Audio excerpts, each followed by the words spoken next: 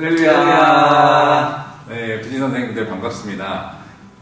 오늘은 2학기 우리 교회사를 같이 공부할 시간인데요.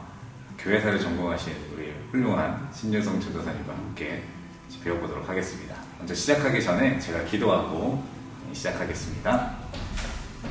사랑과 은혜가 풍성하신 주님, 오늘 이렇게 귀한 날 교회 하나님께서 만들어 가신 그 아름다운 역사를 공부할 수 있게 하심에 감사합니다.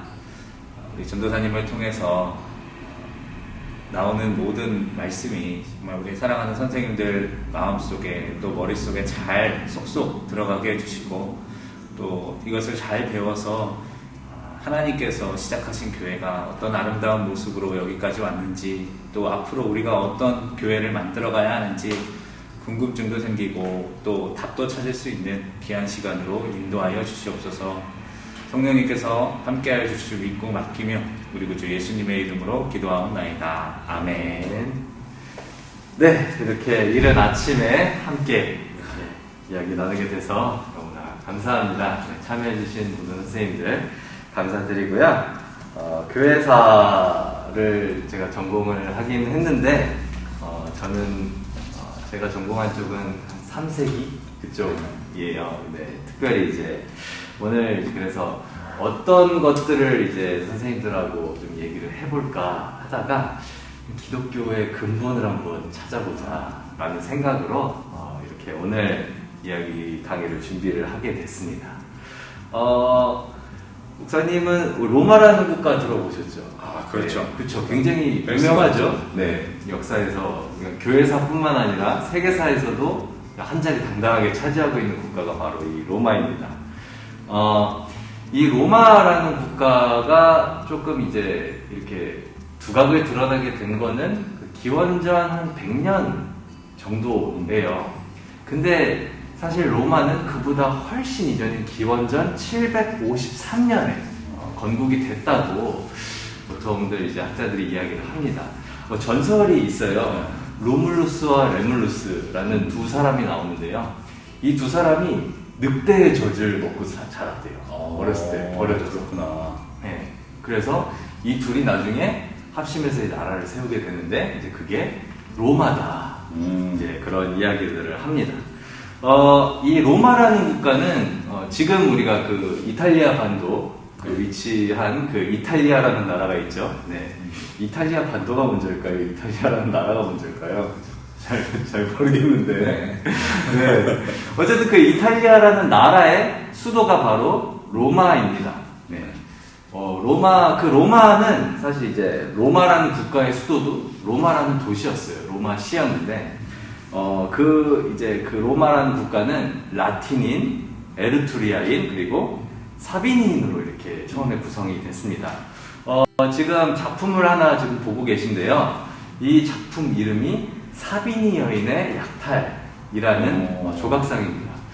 이 이름 때문에 사비니 여인들이 약탈을 한 건가? 라고 생각을 할 수도 있겠지만 반대입니다. 이제 사비니 여인들을 약탈한 거예요. 그러니까 사비니 사람들에게서 여자들을 약탈해 갔다. 이겁니다.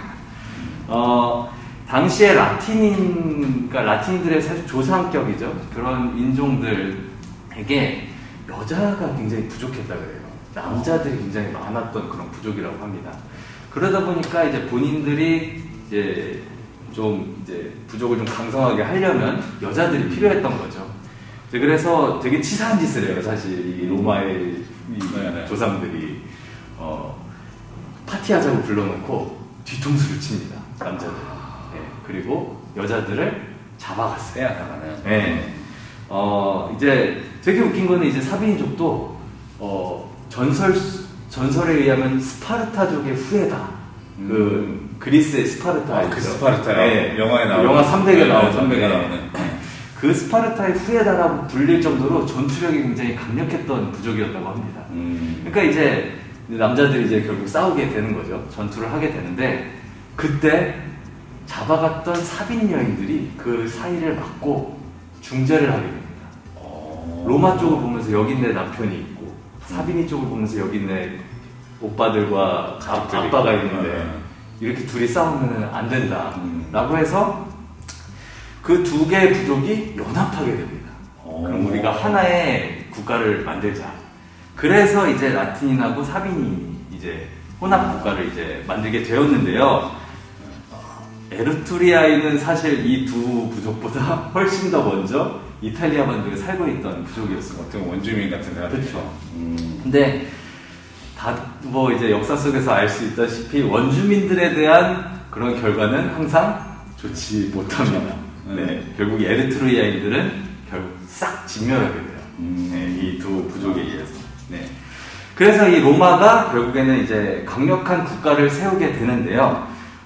이 강력했던 이미지 때문에 이 로마가 나중에 두 쪽이 나요. 서로마, 동로마로. 근데 두 쪽이 난 다음에도 그 이후에 이 로마를 우리가 후예다 라고 자처하는 그렇죠. 모습들이 유럽사에서 굉장히 많이 나옵니다.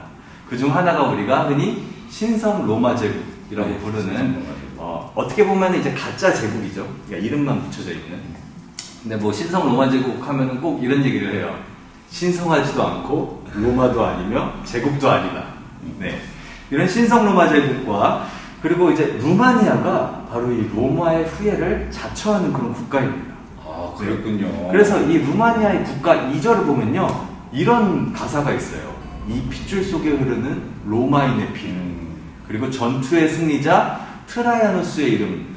자, 이 트라이아누스 있다가 또 다시 한번 얘기할 기회가 있을 겁니다. 로마의 5현제 중 하나인데요.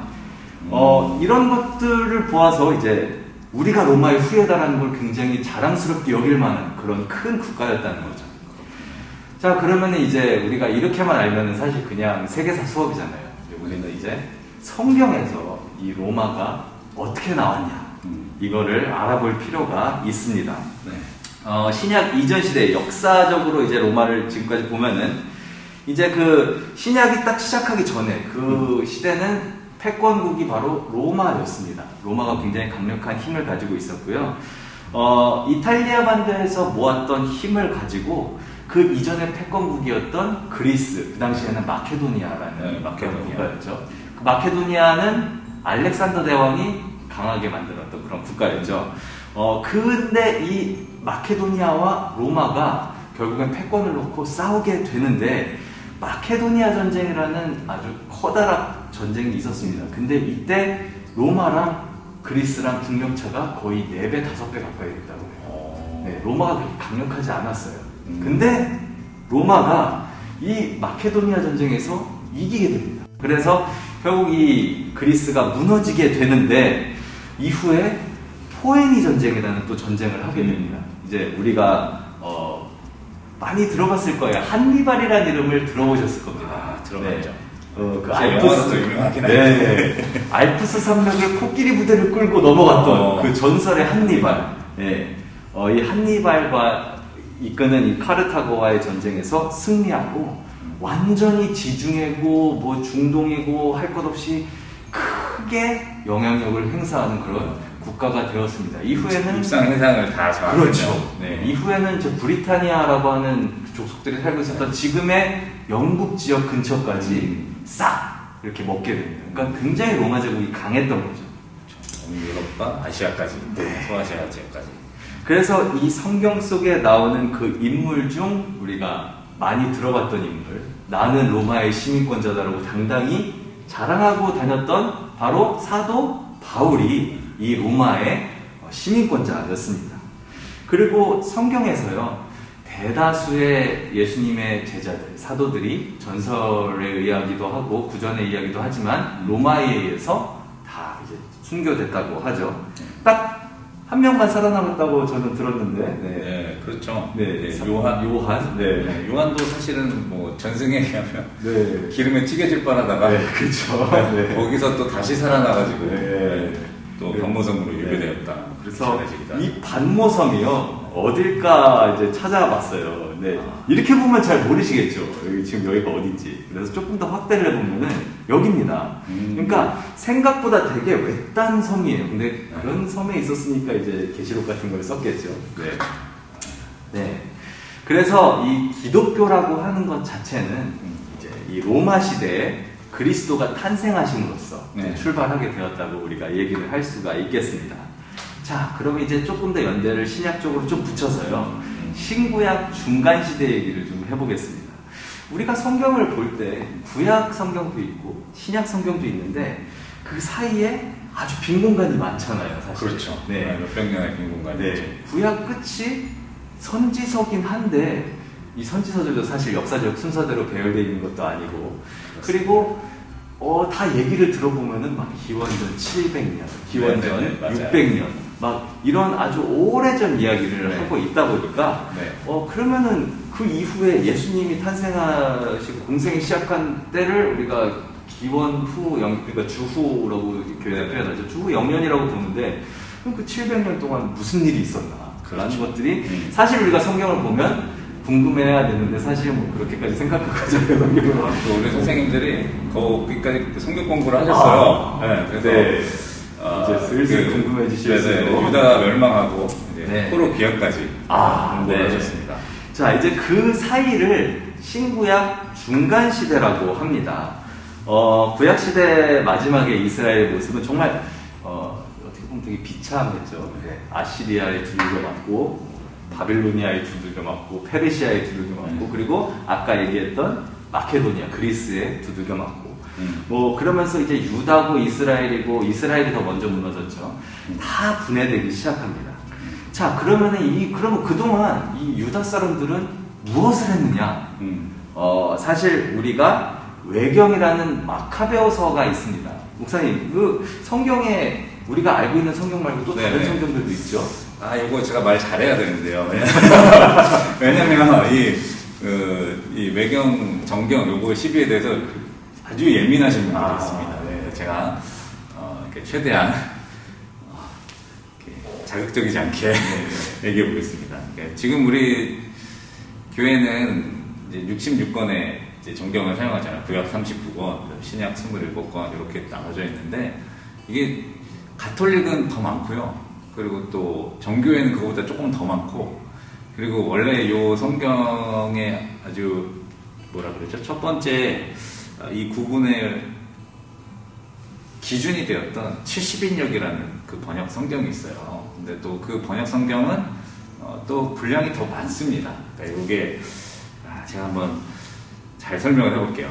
그러니까 구약 성경은 이제 유대인들의 것이잖아요. 그래서 이 타나크라 그래서 이제 모세오경 토라 그 다음에 이 네비임이라 그래가지고 이 예언서 그리고 이제 케투빔이라 그래서 성문서 이렇게 세 가지로 나누어져 있어요. 요게 이제 구약 성경의 아주 중요한 틀이고 그리고 요거를 기준으로 이제 구약 성경이 이제 나온 겁니다. 그런데 이제 중요한 것은 요거를 그 70인역이라는 그 성경 그 한참 시간이 흘러서 요걸 만들 때 헬라어로만 이게 번역이 되어 있었어요. 헬라어로만 이게 번역이 되어 있다 보니까 이 히브리서 원문을 찾을 수 있는 성경이냐 아니냐가 아주 중요했던 겁니다. 이건 다 헬라어로는 꽤 많은 양이 있는데 헬라어 성경들 전체를 다 정경으로 선택할 것이냐 아니면 그 중에 히브리서 원문을 가지고 있는 것만 정경으로 선택할 것인가 이제 요거에서 갈림이 나눠졌어요. 그래서 천주교 쪽에서는 히브리서 원문이 없다 할지라도 그래도 이 충분히 성경으로서 정경으로서의 가치가 있다는 걸 이제 7권 정도를 더 채택을 했고요. 그래서 거기는 우리는 외경이라고 부르지만 그분들은 제2정경이라고 불러요. 그러니까 우리가 갖고 있는 구약 39권을 정경, 그 다음에 그 외에 추가된 7권을 제2정경이라고 부르고, 우리는 그것들은 이제 외경이라고 부릅니다. 그러니까 히브리 원문이 없는 나머지 성경들은 외경이라고 해서 한 14권 정도가 되는데, 그 외경을 가지고 있어요. 그러니까 외경이라는 거는 아주 예전에는 성경이라는 구약 성경이라는 틀 안에 들어와 있었지만 앞서 말씀드린 것 같은 그 원문상의 문제로 인해서 이제 좀 제외된 성경들이고요. 그것도 위경이라는 게 있는데 이제 위경은 뭐냐면 저자가 불분명해요. 그러니까 이거를 뭐 모세가 썼다 그러는데 알 수가 없어. 뭐 모세 승천기, 에녹서 이런 게 있는데 알 수가 없습니다. 저자가 불분명하고 또 한 가지는 원래 기존 성경 우리가 가지고 있는 39권의 성경, 그 구약 성경 내용과 다른 내용들이 들어가 있을 수, 그러니까 반대되는 내용들이 그 안에 들어가 있거나 이런 것들은 이제 위경이라고 해서 이제 따로 분류를 하게 되죠. 그리고 신약에도 물론 이 외경, 위경들이 있어요. 그래서 예전에는 신약 같은 경우에는 초기에는 사복음서는 당연히 확실하다고 했고요. 그다음 사도행전, 바울서신, 요한도 1서, 그리고 베드로도 전서, 요한계시록 요거까지만 확실한 정경으로 여겼고 약간 의심되는 거.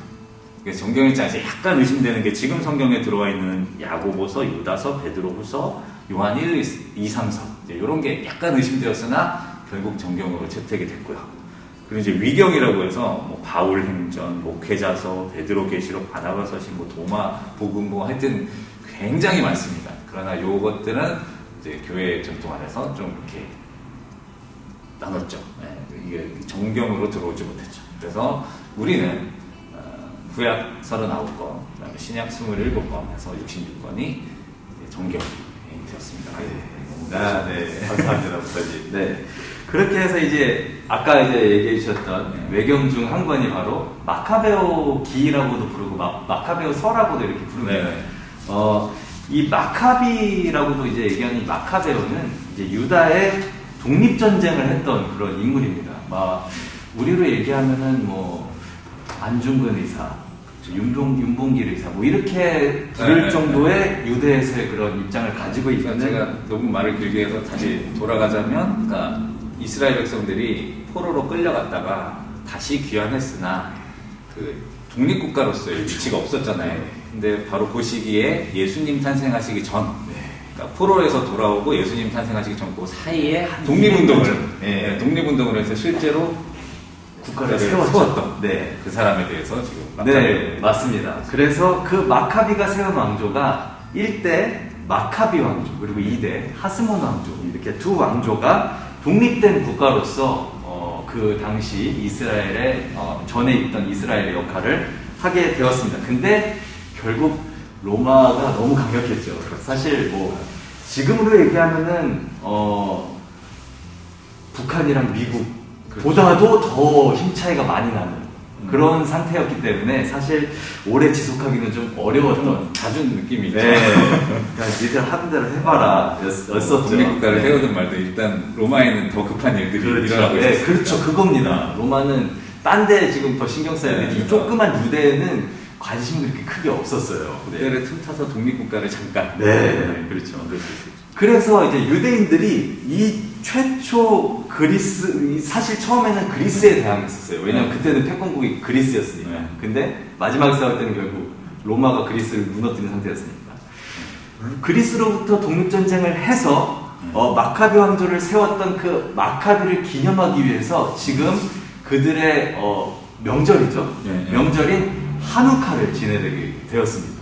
우리가 크리스마스가 있듯이 수전절이라고 해서 신약에도 나오잖아요. 그렇죠. 네. 요한복음에 나옵니다. 요한복음 10장에 나오는데 예수님께서 수전절을 지키러 성전에 들어가셨다라는 말이 있습니다.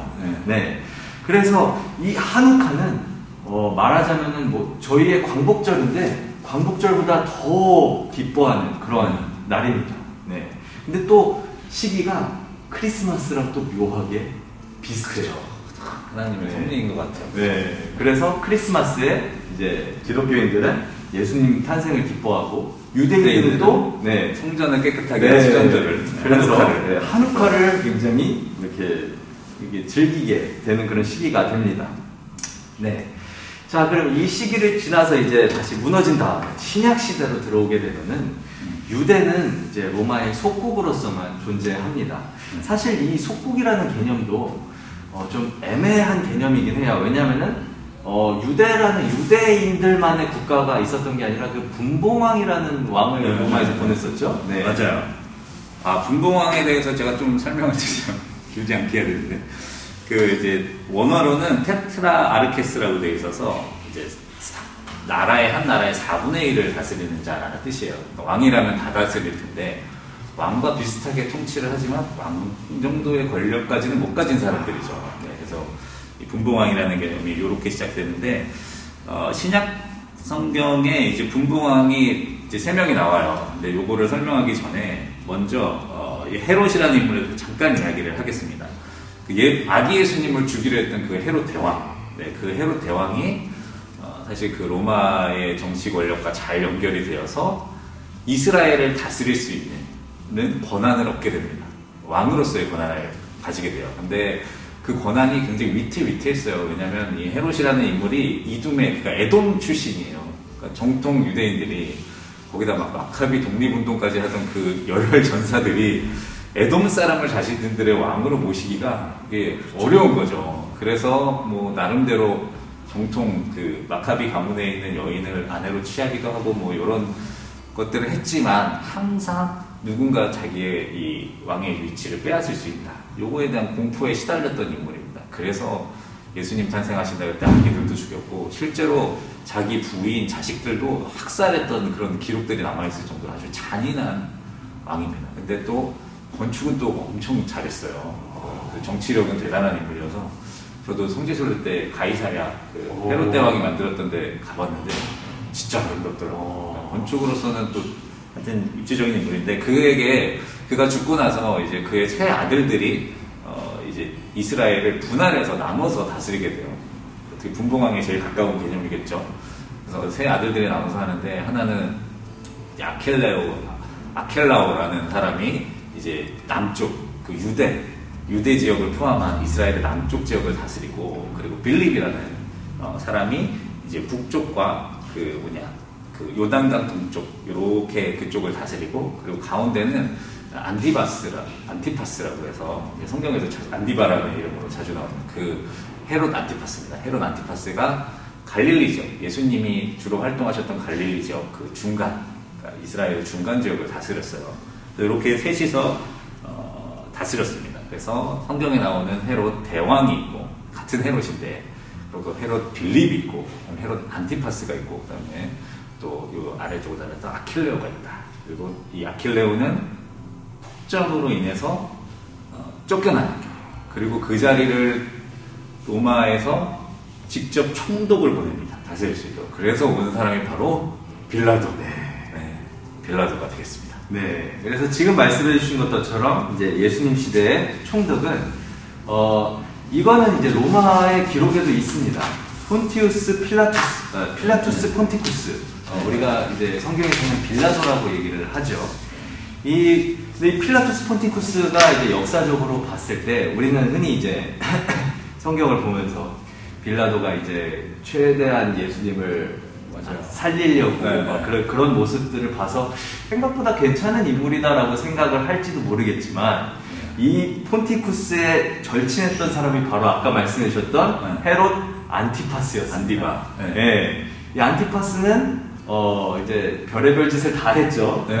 그리고 세례 요한의 목을 쳤던 그 헤롯입니다. 이 폰티쿠스와 헤롯은 아주 그 로마의 문헌에도 나올 정도로 쿵짝이 잘 맞아서 절친이었군요. 쿵짝을 맞춰서 별의별 폭정을 다 하기로 유명했던 자들이라고 합니다. 좋은 쪽이 아니네요. 그래서 뭐 우리가 순한 맛 빌라도만 이제 성경에서 보지만 뭐 사실은 그렇게 순하진 않았던 사람이었던 것 같아요. 당시에 유대는 또 둘로 나뉘어요. 뭐 더 이제 파를 나누면 더 나누겠지만 이제 온건파와 급진파로 나뉘게 됩니다. 이 급진파를 우리가 젤럿당원이라고 그렇죠. 성경에는 열심당원. 열심당원. 그렇죠. 그 열심이라는 걸 아주 번역을 잘한 것 같아요. 그러니까 아주 열심히 있는데 하필이면 그 열심이 폭력적으로 열심인 거죠. 할거 주먹으로. 그렇습니다. 예수님의 제자 중에서도 열심당원이 있었습니다. 바로 베드로와 가룟 유다가 이 열심당원이었습니다.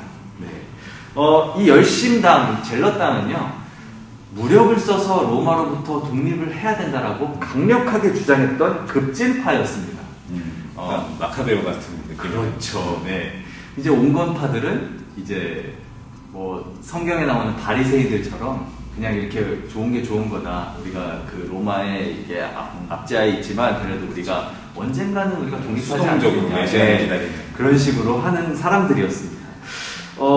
이 젤럿당의 활약을 보면요, 이제 게릴라전을 일으켜서 온 그 국가에 이제 국가를 혼란스럽게 만들고요, 요인을 암살하고요, 이제 사회적 혼란을 결국에 야기하려는 목적을 가지고 있던 그런 그런 독립운동이랑 비슷한. 그렇죠. 네, 사실은 일제 강점기에. 네, 그때 딱 근데 이제 우리가 제 3자로 보니까 이렇게 된 거지. 사실 유대 입장에서는 우리가 독립운동가들을 생각했던 거랑 똑같이 생각을 했을 겁니다. 네, 그래서 우리를 위해서 이렇게 목숨 바쳐서 싸우는 사람들 이렇게 생각을 많이 했을 것 같습니다. 네, 이제 그 신약 시대에서 이제 본격적으로 예수님 시대로 들어오면요, 로마의 황제 시대가 이제 열렸던 시대입니다. 네, 예수님께서 활동하시던 시기는 로마의 최초의 황제가 즉위했던 시기입니다. 이전까지는 놀랍게도 로마가 공화국이었습니다. 그렇죠. 네, 의회 정치를. 네. 말하죠. 자, 그래서 로마는 굉장히 특이한 그런 계급 체계도 가지고 있고 정치 체계도 가지고 있었습니다. 귀족 계급이 있었고요, 평민 계급이 있었는데 공평하게 네. 평민 계급에게도 참정권을 줬습니다. 네, 그래서 우리가 흔히 말하는 그라쿠스 형제, 그들이 바로 호민관이었죠. 이 호민관들은 평민들 중에서 선출해서 귀족 대표와 동일한, 뭐 처음에는 뭐 그렇게 크게 동일하진 않았지만 결국에는 동일한 그런 이렇게 정치에 참여할 수 있는 권한을 주었던, 말하자면 이제 국회의원 선출이죠. 네, 그런 역할을 했던 그런 로마 공화국으로서 이제 있다가 여러 가지 이제 정치적 이슈들을 거치면서 결국 로마도 황제, 그러니까 제정이 된 거죠. 네. 우리 사복음서를 보게 되면은 이제 마태, 마가, 누가, 요한 이렇게 4개의 복음서가 있습니다. 네.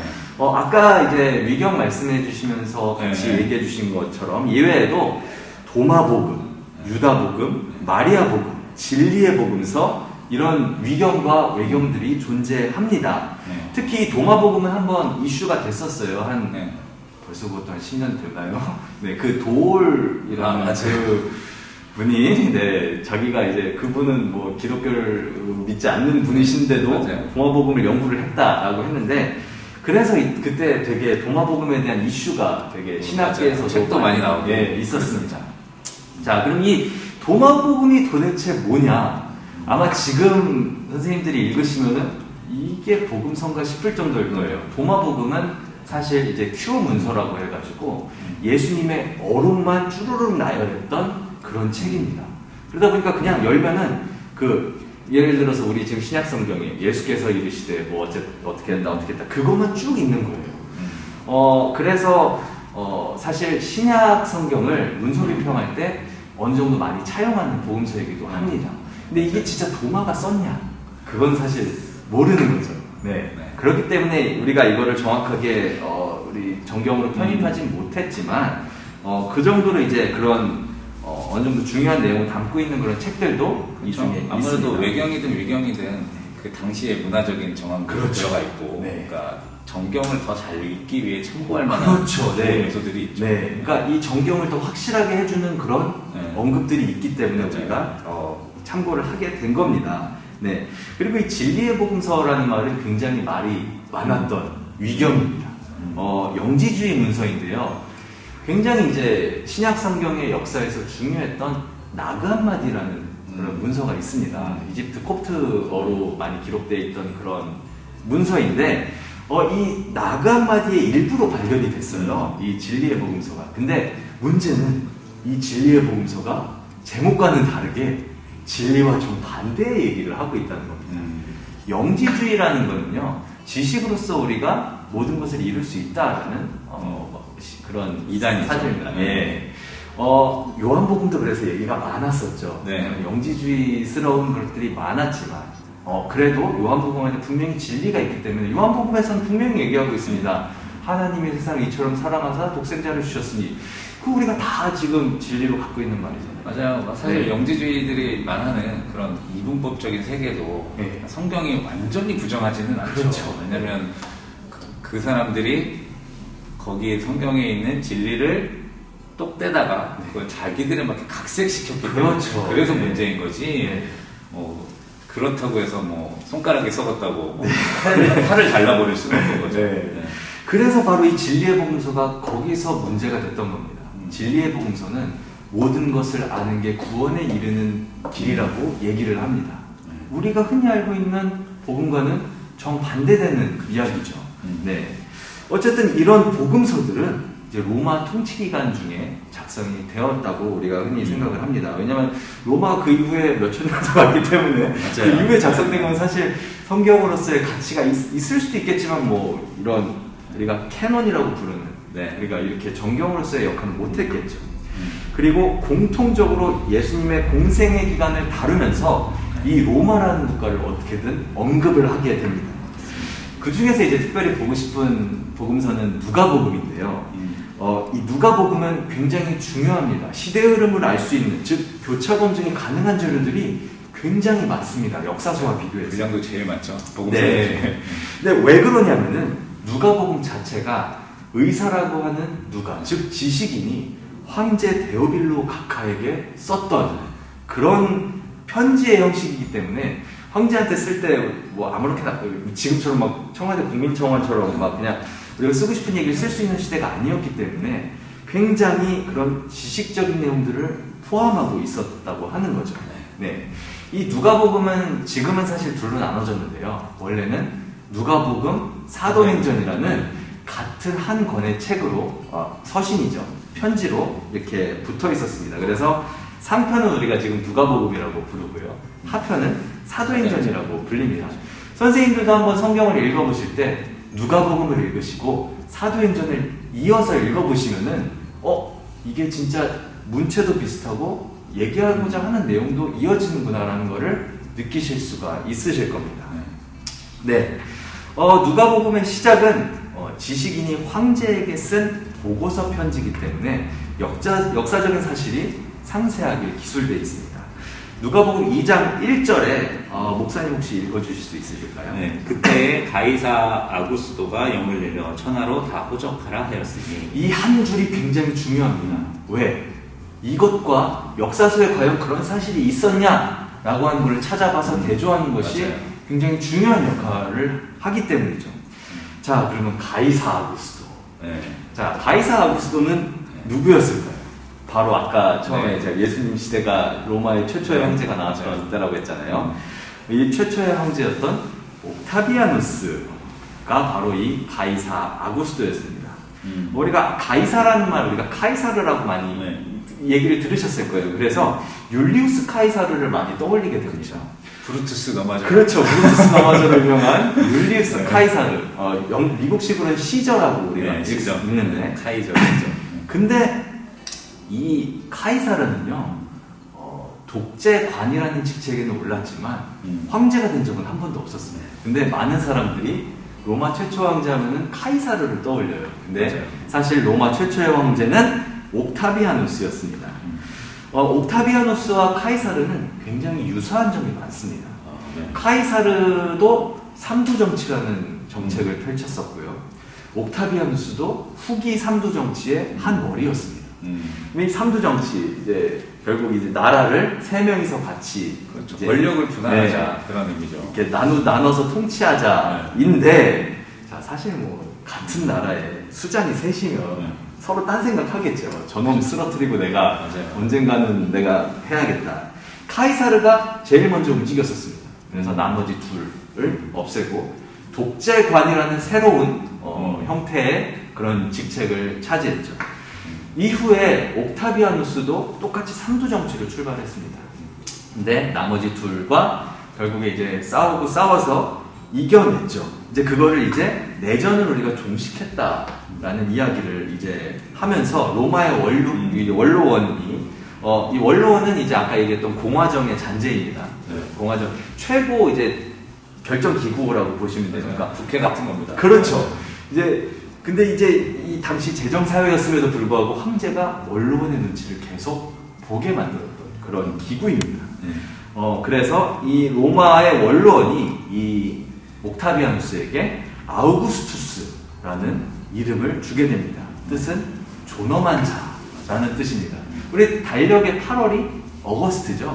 이 어거스트라는 그 단어가 바로 이 아우구스투스에서 나오게 됐습니다. 그리고 이때부터 이제 신성화 작업을 그렇죠. 네. 황제는 신성하다. 네, 황제를 신과 같은 격으로 놓고 네. 숭배하게 만드는. 그렇습니다. 네. 그러면서 이제 이 옥타비아누스가 이제 카이사르 집안의 양자로 이제 들어갔었대요. 그래서 그 카이사르라는 이름까지 이제 같이 이제 들어오는데, 그래서 우리가 가이사 아구스토라고 부르는 이유가 바로 이 뜻입니다. 짜르라는 러시아어가 있대요. 이게 네, 황제라는 황제라는 뜻이라고 뜻. 하더라고요. 네. 네. 다 짜르, 시저, 가이사, 카이사르 다 여기서 나온 맞아요. 그런 단어입니다. 네. 자, 그래서 황제의 의미로 이제 카이사르라는 이름까지 같이 수여받아서 아우구스투스 카이사르라는 이름이 됩니다. 그래서 성경에 가이사의 것은 가이사에게라고 예수님께서 말씀하셨죠.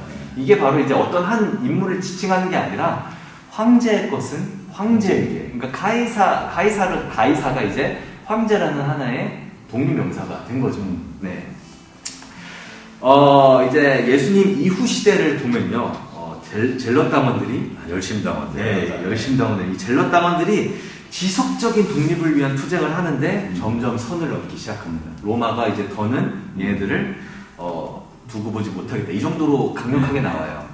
이 가룟 유다가 왜 예수님을 배반을 했을까요? 성경에도 살짝 나오지만 이제 예수님이 나는 이제 곧 십자가에 죽어야 된다라는 말을 듣고 확 그렇죠. 마음속에 돈 때문은 아니었죠. 돈을 그렇죠. 다시 집어 던졌으니까. 그렇죠. 네. 우리가 뭐 흔히 성경을 읽으면서 돈을 되게 밝히는 사람들일 수 있는데 사실은 돈보다는 그런 명예와 권력에 더 목말랐던 사람입니다. 그리고 독립에 목말랐던 사람이었고요. 이 예수님 옆에 매달렸던 바라바라고 하는 사람도 바로 이 젤럿당원으로 게릴라 활동을 하다가 잡혀왔다고 이야기를 합니다. 즉 이 십자가형 자체가 로마에서 내란을 주도한 정치범에게 주어지는 형벌이었다고 그래요. 그러니까 반역죄를 다스리는 형벌. 네, 그렇습니다. 물론 이제 로마인들에게는 이 십자가형은 내리지 않고요. 로마인들은 목을 베서 죽였다고 그랬는데 그게 더 인도적이라고. 그래서 사도 바울이 목이 그렇죠. 네. 이 십자가형의 역할은 여러 가지가 있는데 첫 번째는 이 정치범에 대한 고통스럽게 죽이는 게 1번 목적이었고요. 2번 목적은 십자가에 매달 수 있잖아요. 매달아서 다른 사람들에게 경각심을 주는 역할을 했다고 합니다. 정치죠. 네. 그래서 로마인 이외의 다른 부족에서 내란을 일으켰을 때 주는 최고 형벌이었다고 합니다. 네. 그래서 일단은 이 독립을 위한 게릴라 작전이 계속되니까 로마가 굉장히 언짢아했겠죠. 저는 유대를 한번 뒤집어 엎어야 되는데 마가복음 13장에서 예수님이 성전이 무너짐을 예언을 하셨습니다. 예수께서 이르시되 내가 이 큰 건물들을 보느냐 돌 하나도 돌 위에 남지 않고 다 무너뜨려지리라 하시니라 라고 하는데 이제 1차 유대 로마, 그러니까 제대로 이제 들고 일어난 거죠. 로마 전쟁이 주후 66년에 발발합니다. 그래서 70년에 끝나는데요. 이 70년 끝날 당시에 유다의 열심당원들이 마사다라는 요새에 모였다고 합니다. 목사님 성지순례 가서 혹시 마사다 마사다가 네, 나오네요. 마사다가 이렇게 높은 고산 지역에 있고 이제 접근할 방법이 없어요. 그래서 위에서 이제 잘 방어를 하면 엄청나게 그 큰 대군도 맞설 수 있는 그런 천의 요새인데요. 근데 여기서 이제 최후 항전을 한 거죠. 그 전에 예루살렘도 포위되고 또 함락되고 그 뒤에 이제 여기 마사다는 여기 사해 사해 남서쪽에 위치한 쿰란 지역 그쪽에 있는데 거기서 이렇게 항쟁을 하다가 결국 로마 군인들이 3년 동안 이 높은 이 산지를 들어갈 수가 없으니까 옆에 흙으로 미친 짓을 길을 만들어서 3년 동안 흙을 뽑아서 길을 만들어서 결국엔 점령시켰는데 그때 이제 유명한 일화가 뭐냐면 로마인의 손에 죽지 않으려고 몇 명 967명이 자결을 한. 그래서 그 이스라엘 사람들에게는 어떤 독립, 맞서 싸움, 그다음에 뭐 항쟁 이런 거에 상징이 된 아주 중요한 신성한 지역입니다. 그래서 거기 갔더니 그 여군들이 이제 그 뭐라 그랬죠? 우리로 따지면은 이 교육을 받으러 갔나 봐요. 거기서 이 마사다에서 그 군인 정신을 교육받고 있는 모습도 볼 수가 있었습니다. 성지순례에서. 저도 이제 군사학 시간에 배웠어요. 마사다 요새를 사실 성경에서 성경 때문에 이제 이런 신학 때문에 처음 본 게 아니라 이제 장교 교육을 받으면서 이제 군사학 시간에 이제 처음 배웠는데 제가 듣기로는 여기에 물을 저장할 수 있는 공간도 네, 많고 맞아요. 비를 취수할 수 있게 만들어주는 그런 것도 있었고 식량도 꽤 안에서 자급이 됐다고 합니다. 나름대로 농사를 지을 수 있는 농사를 하기는 그렇지만 그래서 원래는 사실 이 당시의 전력으로는 도저히 점령할 수가 없는데 로마가 더 이제 정신 나간 짓을 해서 그렇죠. 정말 지금도 그 로마가 쌓았던 그 흑뚝방 길이 있는데 와 진짜 입이 쩍 벌어집니다. 저걸 흙을 모아서 그 당시 크레인도 없는데 맞아요. 공포스러웠을 것 같아요. 흙이 쌓이는 걸 보면 와 진짜 사람이 아닌가라고 생각을 했을 것 같습니다. 뭘 가보시면 좋아요. 여기 보면은 그때 말했던 헤롯 별장이 이 안에 있어요. 왜냐면 천의 절경이기 때문에. 근데 정말 아름답습니다. 굉장히 좋은 관광지. 그래서 결국 이 마사다에서 이제 최후 항전 하던 사람들이 이제 전원 자결하면서 끝이 나고 이제 이 당시 지휘했던 장군이 티투스 장군. 이제 성경에도 나오죠. 디도 장군이라고 나오죠. 디도라고. 이 티투스 장군이 결국 주후 70년경에 예루살렘의 북동까지 다 진압을 하고 이제 여기에 구심점을 없애야겠다라고 해서 성전을 파괴하게 됩니다. 맞아요. 주춧돌도 남기지 않고 다 파괴를 했다 그래요. 말씀처럼. 저도 이때 요 기록들을 이게 교회사를 썼던 그 유세비우스 그 기록을 보니까 그 안에 있는 사람들끼리 식량이 없어 서로 잡아먹고 그런 기록이 나올 정도로 끔찍한 전쟁이었죠. 마지막까지 처절했던 그런 전쟁이었나 보네요. 그래서 결국 이 신약 시대까지 이 유대에 대한 인식은 이 씹어먹을 북동들이었습니다. 이 로마인들에게. 로마의 공식 기록을 보면요, 이 폭도들뿐만 아니라 온건파들도 이제 슬슬 미워하기 시작합니다. 왜 그러냐면 이제 수에토니우스라는 로마의 행정가가 있었습니다. 말하자면 지금 행정고시 한 2급, 3급 정도 되는 그 문서들 관리하는 사람인데 당시의 유대인들을 이렇게 기록했다 그래요. 새로운 악한 미신을 믿는 자들이 나타났다. 당시 로마의 종교는요, 정통 이교. 근데 이것도 이제 후대가 번역하다 보니까 이교라는 말을 쓴 거지 사실 다를리자를 쓸 이교가 아니죠. 왜냐하면 로마의 종교니까요. 이 정통 이교와 다신교가 결합된 형태입니다. 우리가 흔히 그리스 로마 신화라고 이야기를 하죠. 이게 원래는 그리스에서 기원해서 로마에서 이제 발전하게 된 그런 신화들입니다. 이 그리스 신들은 로마의 신들에서도 똑같이 발견이 되게 됩니다. 근데 이름이 사실 저희가 그리스 신들의 이름이 조금 더 익숙하죠. 이제 뭐 제우스를 이제 로마식으로 얘기하면 주피터, 그리고 하데스를 이제 로마식으로는 플루토, 아프로디테는 비너스. 그래 비너스는 조금 많이 들어봤죠. 많이 유명해진 여신이죠. 이런 식으로 로마식 이름이 이제 행성들의 이름을 붙게 됩니다. 지금. 그래서 행성계를 쭉 보면은 이제 그 다 이 신들의 이름을 딴 그런 행성 이름입니다. 우리는 천왕성, 해왕성 이렇게 부르겠지만 영어권은 이 신들의 이름을 붙여서 이제 행성을 땄습니다. 로마의 종교관은요, 기본적으로 종교의 자유가 있던 국가입니다. 대단하지 않아요? 고대 시대의 종교의 자유. 바울도 에덴에 갔을 때 그 기독교에 대한 이야기를 하니까 그렇죠. 들어보자. 네가 말하는 신은 누군지 한번 들어보자. 이렇게 적극적으로 나올 정도였죠.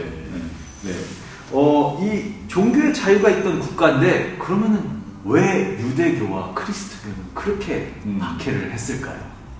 궁금하네요. 그렇죠. 바로 방금 전 얘기했던 그런 내용 때문입니다. 이 열심당원이 너무 안 좋은 선례를 남겨버렸어요. 얘네는 니들끼리 짱 박혀서 니들 신만 믿겠다 하면 나는 괜찮겠지만 니들이 자꾸 그 신들을 들먹이면서 우리를 방해하면은 너희들 다 없애버릴 수밖에 없다. 라는 그런 얘기죠. 워낙 그 유대인들의 국민성이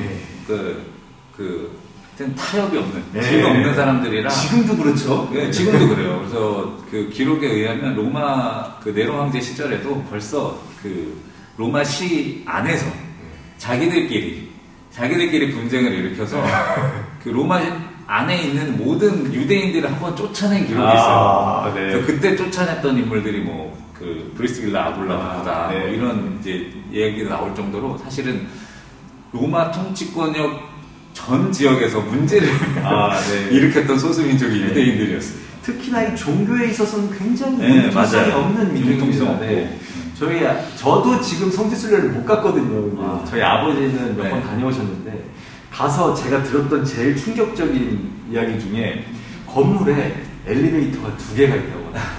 일반인들이 쓰는 엘리베이터와 유대인들이 쓰는 맞아요. 엘리베이터. 네. 이게 안식이라는 네. 엘리베이터가 천천히 전층에 쓴대요. 맞아요. 전층에 쓰고 전층에 뭐 열리고. 버튼을 눌러서도 안 돼. 이것도 버튼을 일이라고 생각해요. 누르면 안 저는 되지. 진짜 그거 듣고 네, 로마가 박해를 이것밖에 안 한 게 정말 신기하다. 끼지 않습니다. 네, 그래서 어디 가나 미움털이 박히는 그렇죠. 것들이긴 했죠. 네. 그래서 뭐 그렇습니다. 그래서 로마의 행정법까지도 다 뒤집어 엎을 정도의 영향력을 슬슬 끼치기 있었기 때문에 로마가 박해를 시작할 수밖에 네. 없었던 것 같습니다. 사실 뭐 기독교를 제일 처음에 한 거는 로마가 아니라 사실 유대교죠. 그렇죠. 네. 유대교가 이제 제일 먼저 때려 죽였던 사람이 바로 스데반입니다. 네. 네. 그래서 스데반의 순교를 보고 바울이 이제 결국 이제 돌아오게 되는 계기가 되었다고도 우리가 많이 얘기를 하죠. 이제 이 로마가 박해를 어떻게 했냐라는 이야기를 해야 되는데, 우리가 많이 들어갔던 황제가 이제 이 스타트를 끊습니다. 바로 방금 말씀하셨죠. 네로 황제죠. 네로 황제. 네. 옛날에 그 컴퓨터에 네. CD 굽는 프로그램이 하나 있었어요. 아 맞아요. 네. 그 이름이 네로. 네로 버닝 롬이었어요. 버닝 롬 맞아요. 그렇죠. 네. 그거를 이제 우스갯소리죠. 그러니까 롬이라는 건 사실 이제 우리가 저장 매체를 뜻하는 롬인데 이제 그거를 그냥 발음을 하면은 네로 버닝 롬, 로마를 네. 불태우는 네로. 네. 말장난을 한 프로그램이 있었습니다. 그렇군요. 네. 그래서 네로였군요. 뭐 굉장히 유명한 그런 뭐 네. 프로그램이기도 했죠. 어쨌든 네로 황제하면 딱 네. 그런 이미지인 거예요. 이제 그 로마를 불태운 그 폭정을 일삼는 맞아요. 황제. 근데 사실 이런 이미지가 1930년대 네로를 배경으로 한 영화로부터 출발했다고 합니다. 그 전에는 그렇게 네로 황제에 대한 평가가 박하지 않았다 그래요. 근데 그 영화에서 네로 황제를 미치광이 폭군으로 묘사하면서 로마에 불지르고 다니는 진짜 네. 사이코패스로 묘사하는 바람에 사람들이 다 네. 지금보다 더 그때는 매체가 한정돼 있으니까 그거 보면 딱 뇌리에 박혔을 거잖아요. 그러니까 이제 이 네로를 굉장히 폭군으로만 생각을 하는데 사실은 되게 유능했던 황제 중 한 명이라고 합니다. 오히려 귀족들, 엘리트 계층들을 박해하고 시민들을 위한 정책을 많이 펼쳤던 그렇군요. 성군으로 성군이요. 기록이 많이 남아 있습니다.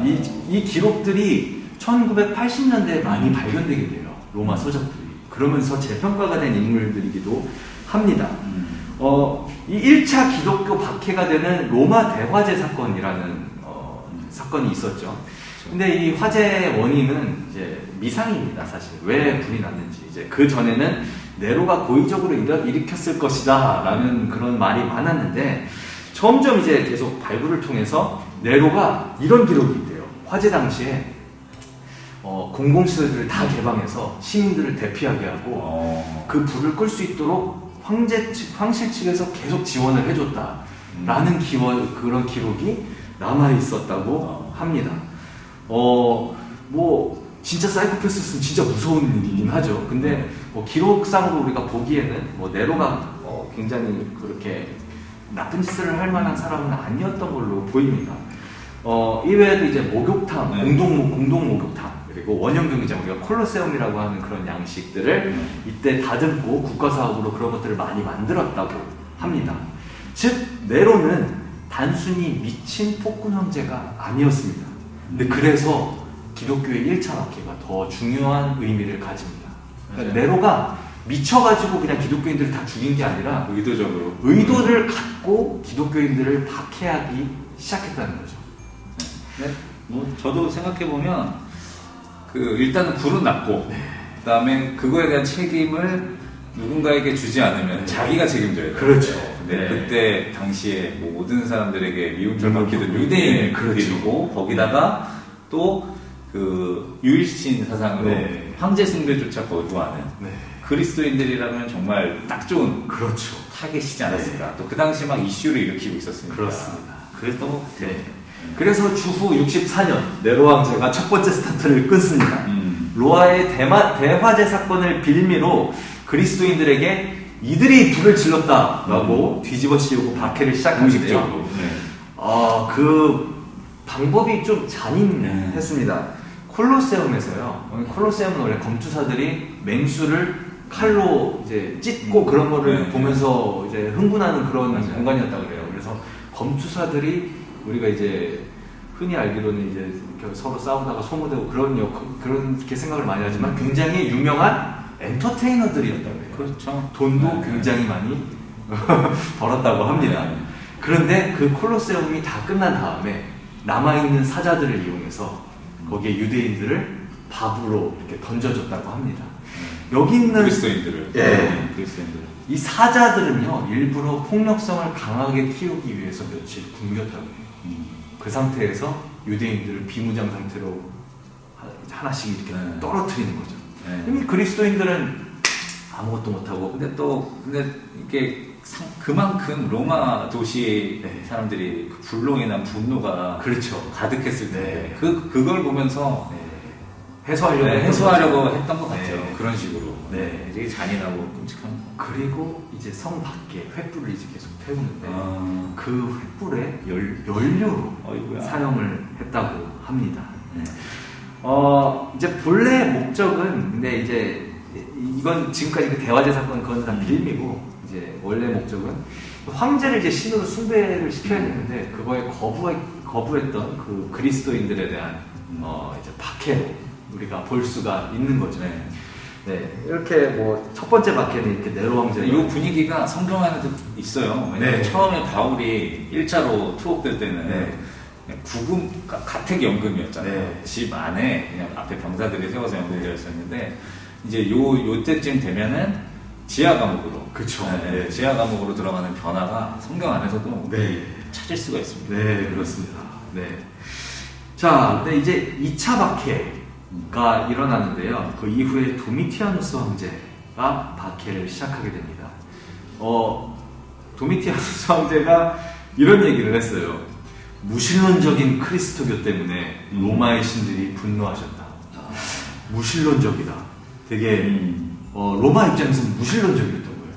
그러니까 분명히 예수라는 사람이 처형당한 걸 우리가 알고 근데 그 사람을 신으로 믿는다고 한단 말이죠. 그러면은 신이 아닌 걸 신으로 믿으면서 다른 신들은 없다고 하니까 니들은 무신론이네? 라는 논리가 되는 겁니다. 로마 입장에서. 사실 로마 입장에서는 그 다신교잖아요. 네. 그 많은 신들에 대한 신전을 세우고 네. 거기로 발생하는 수익들도 그렇죠. 어마어마했는데 네. 그것들을 다 무시하는 거죠. 네. 그러니까 와 되게 역설적이 된 거예요. 무신론적인 그리스도. 네. 그러면서 이제 유대인세를 징수하기 시작합니다. 이제 기독교인들뿐만 아니라 너무나. 야 유대인들 니네도 좀 마음에 안 든다. 니네도 이제 세금 내. 근데 유대인세를 징수한 이유가 있어요. 성경이 근거였습니다. 성전세를 걷겠다는 거예요. 로마가. 네. 그러니까 이제 야 니들 이제 성전 없잖아. 니들이 내던 거 우리한테 내. 가 된 겁니다. 네, 이 유대인세를 징수하기 시작했고요. 그래도 이제 이 로마의 교회들이 이제 어느 정도 세워졌잖아요. 네. 그 주교 중 한 명이었던 클레멘스를 처형하는데요. 클레멘스가 이 도미티아누스 황제의 동생이었습니다. 그러면서 이때 사도 요한이 반모섬으로 유배를 당하게 됩니다. 네. 그리고 이제 이 당시 박해 때 기록된 서신서, 아까도 잠깐 다른 부분을 이야기는 해주셨지만 베드로전서와 히브리서가 이 당시에 기록되었을 것이다 라고 많이들 이야기를 합니다. 그래서 이 베드로전서랑 히브리서를 보면요, 지금 박해가 더 강해지지만 우리가 이걸 믿음으로 이겨내야 된다라는 메시지가 강력하게 담겨 있습니다. 네, 이렇게 뭐 이제 슬슬 하나둘씩 이제 죽이기 시작하죠. 3차 박해는요, 아까 얘기했던 트라이아누스, 그 루마니아 국가에 나오는 트라이아누스가 시작했는데요. 로마의 5현제 중 한 명입니다. 현명한 황제라는 뜻이죠. 그러니까 엄청난 그런 로마를 강력하게 했던 황제입니다. 근데 이제 문제는 딱 이거였어요. 왜 황제를 숭배하지 않느냐. 근데 트라이아누스의 박해는 사실 지금 이 10개 중에서 제일 순박하게 이렇게 박해를 했습니다.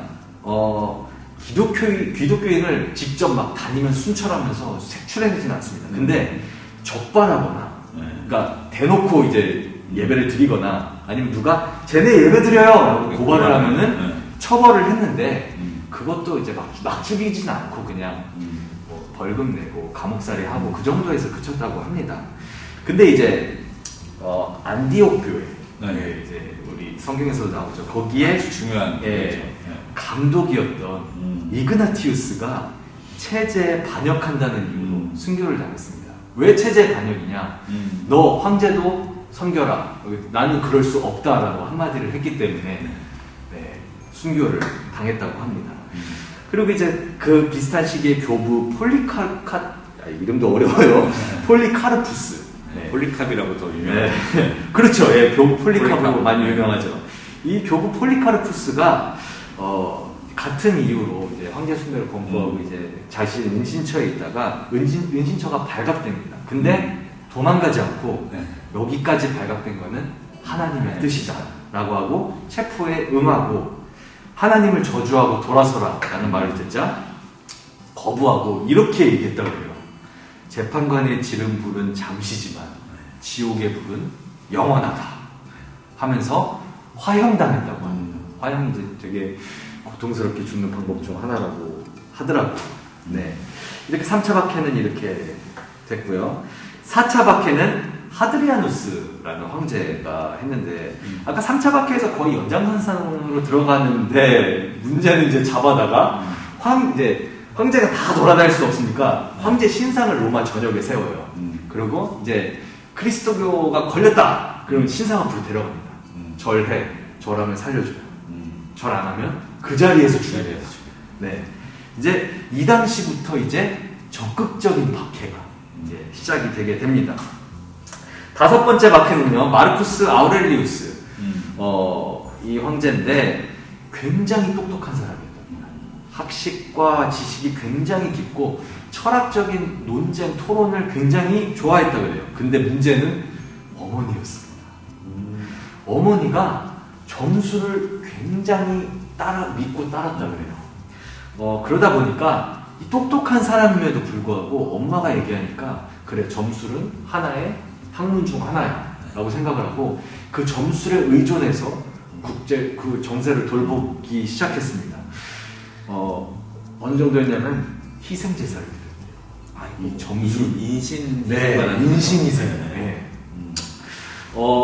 그러다가 이제 이러니까 나라가 제대로 돌아가겠습니까? 이제 야만족이 침입하고 홍수가 와도 뭐 제대로 측량도 안 돼 있으니까 무너지고 재난도 막 하다 보니까 이제 열이 받죠.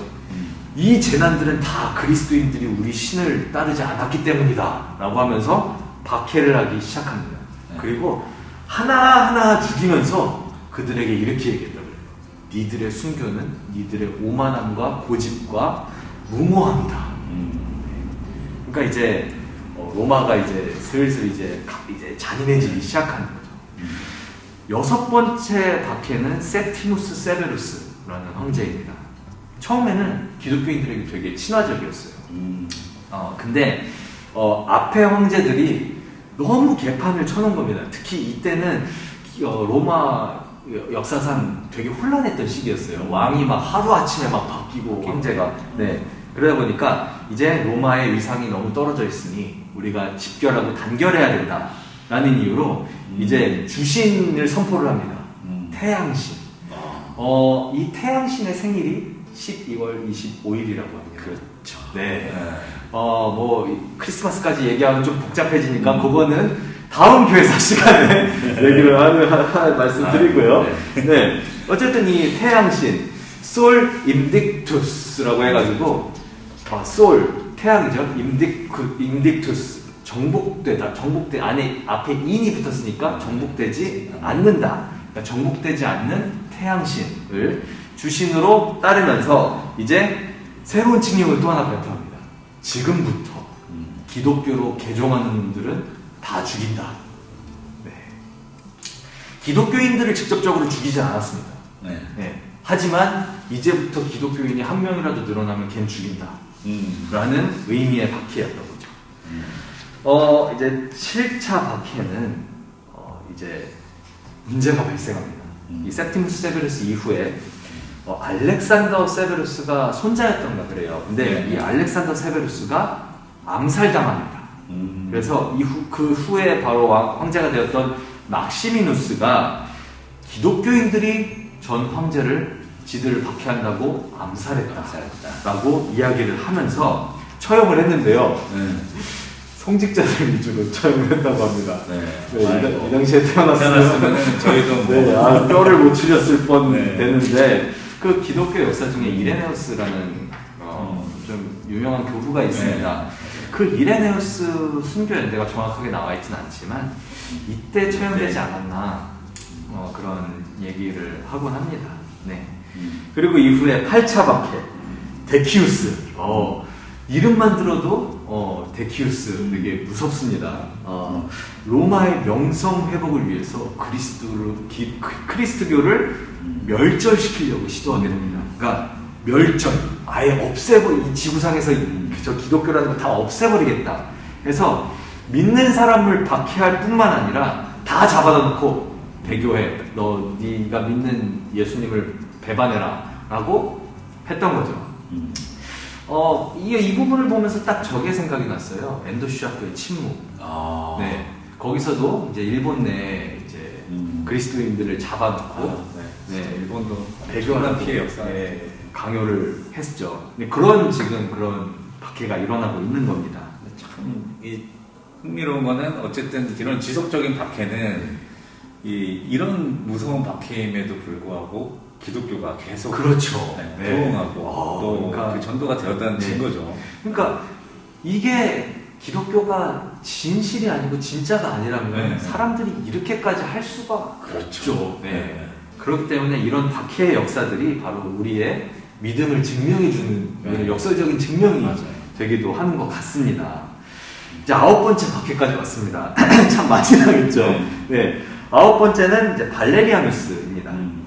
한술 더 떠서 기독교인들의 집회 금지. 이건 사실 전에도 다 했던 거니까 재산을 몰수합니다. 그리고 또 성직자들을 처형하고 유배 보냅니다. 야, 전 세대에서 살아 있어도 다음 세대 때 죽었을 겁니다. 어떻게 살아남았을까? 그러니까. 자, 이제 마지막 10차 박해입니다. 물론 공식적으로 우리가 공식 박해다라고 하는 것만 10차입니다. 중간중간에 무수한 박해들이 있었겠죠. 이 10차 박해는 이제 디오클레티아누스라는 황제인데요.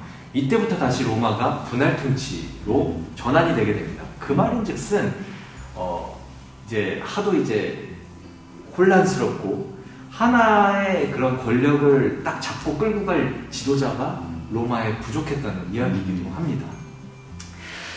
그래서 이제 사황제 시대라고 하는데요. 디오클레티아누스, 막시미아누스, 갈레리우스, 콘스탄티누스 이렇게 4명이 나눠서 이제 로마를 통치하게 되는데요. 이 마지막 10차가 보릿고개입니다. 박해 역사상 최악의 박해로 우리가 평가받는 박해입니다.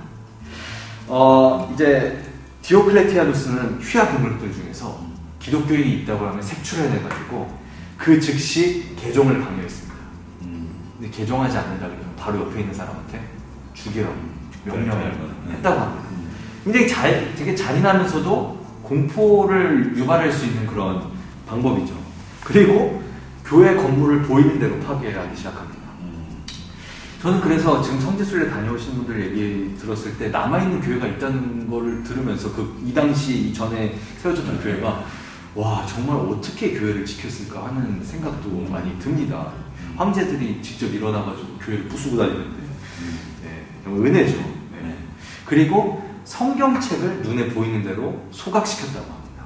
그래서 한 주교는 자신이 가지고 있던 성경책을 다 내주면서 불태워라 라고 하면서 뭐 자신의 생명과 그 안에 있던 신도들의 생명을 지켰다고 합니다. 네, 정말 안타까운 일이죠, 사실은.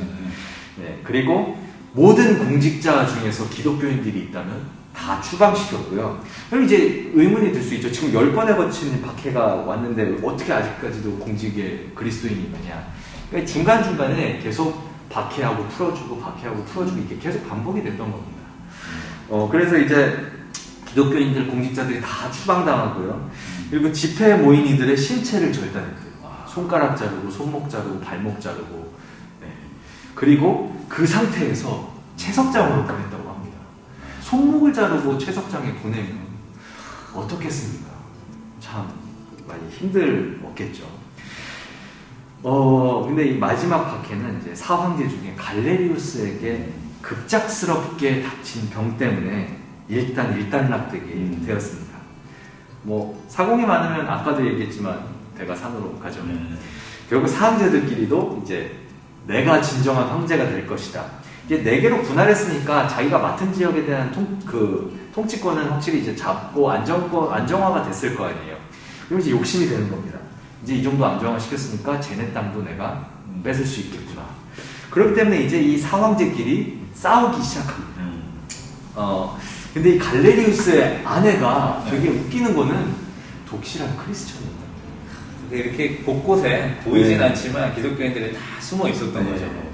그러니까 이 자신이 아내가 크리스트교면서도 크리스트교를 박해했던 거죠. 아내는 얼마나 속이 터졌겠습니까? 근데 이건 시대를 떠나서 뭐 이런 경우가 굉장히 많은 것 같아요. 근데 그 병이 갑자기 심해지자 아내가 갈레리우스에게 이렇게 얘기합니다. 당신이 이렇게 아픈 거 하나님을 모멸하고 하나님이 그래서 내리신 벌이다. 근데 이 말을 듣자마자 311년에 나는 이제 기독교 박해를 그만하겠다 라고 하면서 자신의 지역에서 이제 기독교인 박해를 중단합니다. 근데 안타깝게도요 너무 늦었던 것 같아요. 5일 뒤에 갈레리우스가 세상을 떠났다고 합니다. 이 이야기를 하고. 그리고 이제 나머지 형제들은 이제 3명 남았죠. 네. 싸우다가 이제 결국 둘만 남았습니다. 막시미아누스와 콘스탄티누스. 이렇게 2파전의 구도가 됩니다. 지금 이제 64년까지, 4년부터 311년까지 거의 200년 가까이 그렇죠. 크리스트교가 250년. 두들겨 맞았습니다. 진짜 말 그대로 로마한테 두들겨 맞았어요. 네. 근데 크리스트교가 몰락했나? 그건 또 아니죠.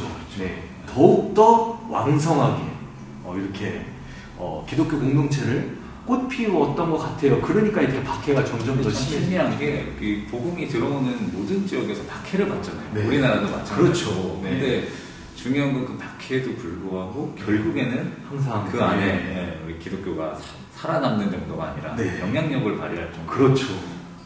변화되는 거죠. 네. 항상 위기 속에서 이 희망의 꽃을 틔웠던 게 바로 기독교 공동체였습니다. 그렇죠. 근데 더 놀라웠던 사실은요, 아까 2차 박해 때 이미 많이 넘어갔네요. 제가 그거를 안 넣었나 보네요. 네. 2차 박해 때 이미 요거네요. 네. 이미 사람들이 숨어서 이 신앙을 지키고 있었다는 겁니다. 자, 이 지금 보시는 사진 이 장소가 카타콤입니다. 네.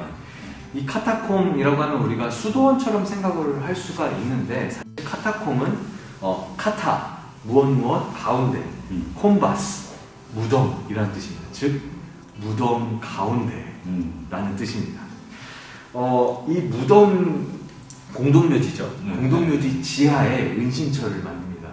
참 담대했던 것 같아요. 그렇죠? 지금 저도 사실 하나님을 믿지만 약간 공동묘지 가면 약간 스산하잖아요. 저희랑 전혀 상관없는 그런 무덤에 가면은. 근데 그 무덤 지하로 들어가서 거기에 피신 공동체를 만들고 거기서 예배하고 거기서 공동체를 키워나갔다는 거죠. 지금도 뭐 이집트에 가면 쓰레기 마을에 사는 그 기독교 공동체들도 있고, 왜냐면은 그 박해를 피해서 아무도 오지 않는 그런 곳으로 숨는 거죠. 네. 그래서 이 카타콤에 숨어가지고 기독교라는 불씨를 꺼뜨리지 않고 계속해서 복음을 전했던 것 같습니다. 이 박해 이후에 이제 우리가 또 이제 역사에서 유명했던 아까도 얘기했죠. 콘스탄티누스. 우리가 역사에서 콘스탄티누스 대제라고 이야기를 하죠. 네. 이 콘스탄티누스가 아까 이제 그 막시미아누스랑 이제 마지막 최후의 전투를 앞두고 밀비우스 다리를 딱 놓고 거기에서 이제 대치를 하게 됩니다. 이 콘스탄티누스는요, 이제 전투를 앞서서 정비를 다 하고 이제 다음 날에 최후의 전투를 하리라 마음 먹고 이제 다 이제 마무리하고 이제 잠에 딱 들었는데 잠에 꿈에서 누군가가 콘스탄티누스를 불렀다고 합니다. 막 부르고 네가 이기고 싶냐? 라고 묻더랍니다. 그래서 콘스탄티누스가 네, 이기게 해주시면은 뭐든지 하겠습니다. 그래서 근데 이제 거기 꿈에 나온 사람이 in hoc signo vinces,라고 했다고 합니다. 이게 in hoc signo, 징표로 vinces, 이기리라 라는 뜻입니다. 근데 그 모양을 잘 보고 있다가 깃발을 그렸는데 그게 바로 십자기였습니다. 십자가. 네. 그래서 이 십자가가 그려진 깃발을 들고 이제 그 전투에서 완벽하게 승리를 하게 되고 로마의 다니엘 황제로 즉위를 하게 됩니다. 그래서 콘스탄티누스가 꿈에서 이렇게 약속했다 그래요. 진짜 내가 뭐든지 하겠다고 약속했으니 내가 이기게 되면은 내가 크리스트교 개종하겠습니다. 그래서 약속한 대로 기독교로 개종을 합니다. 네, 로마의 황제가. 네. 그리고 이듬해, 그러니까 이 밀비우스 다리 전투가 312년인데 313년에 밀라노 칙령이라는 것을 발표합니다. 밀라노 칙령의 내용은 기독교를 공인하겠다 라고 이야기를 한 겁니다. 근데 이 공인이라는 말을 이제 좀 헷갈릴 수도 있는데요. 기독교를 국교화시키겠다는 게 아니라 이제 하나의 종교로서 이제 너네도 인정을 해주겠다. 박해는 끝이다. 근데 약간 이런 거예요. 야, 먹고 싶은 대로 시켜. 난 짜장면. 그렇죠. 기독교는 이제 우리가 인정할 거야. 근데 난 기독교인이야. 알겠지?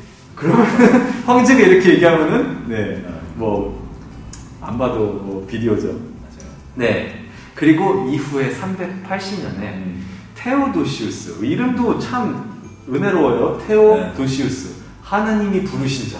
맞아요. 황제 이름이 하나님이 부르신 자입니다. 네. 이 테오도시우스 1세의 종교법 측량을 통해서 니케아 기독교가 국교가 됩니다. 네. 자, 그리고 이렇게 박해 속에서 막 퍼져가던 복음의 씨앗들이 이제 양지로 이제 다 나오게 되죠. 그리고 또 우리가 말하는 어떤 신학적인 그다음에 또 교회의 어떤 체계가 잡혀서 그렇죠. 네. 그런 일들도 많은 회의들도 이제 생겨나게 되고. 네. 이제 박해 가운데서 기독교가 이렇게 어떻게든 복음을 전하기 위해서 많이 몸부림쳤습니다. 자, 이제 시대가 굉장히 좋아졌습니다. 과연 기독교는 어떤 모습을 보여주게 될까요?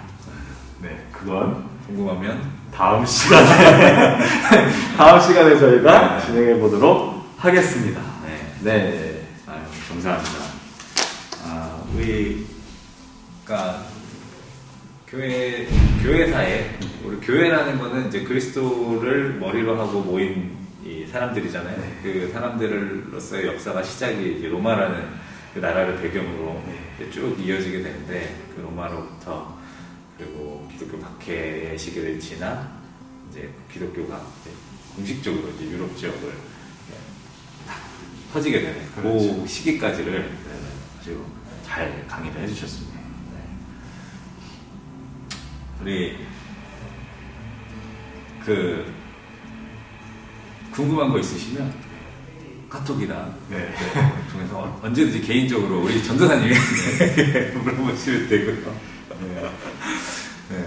또 우리 다음 교사 대학은 내년도 상반기에 진행하도록 하겠습니다. 그러면 긴 시간 같이 교사 대학 참여해 주셔서 너무 감사하고요.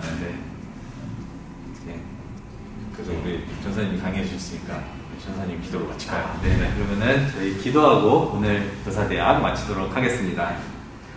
하나님 아버지 감사합니다. 하나님 저희에게 이런 공부할 기회를 주시고 하나님 기독교가 이렇게 어려운 가운데서 우리에게 전달되었다는 것을 알게 해주시네 감사합니다. 하나님 어려운 가운데서도 싹을 틔웠던 그리스도인들의 그런 복음의 믿음의 선조들의 믿음이 지금 우리에게 함께 있게 하여 주시옵시고 우리도 그 믿음의 담대함으로 말미암아 그 믿음으로 승리하는 세상 살아가는 저희 모든 PG 교사들 저희 될 수 있도록 주님 함께하여 주옵소서. 예수님의 이름으로 기도합니다. 아멘.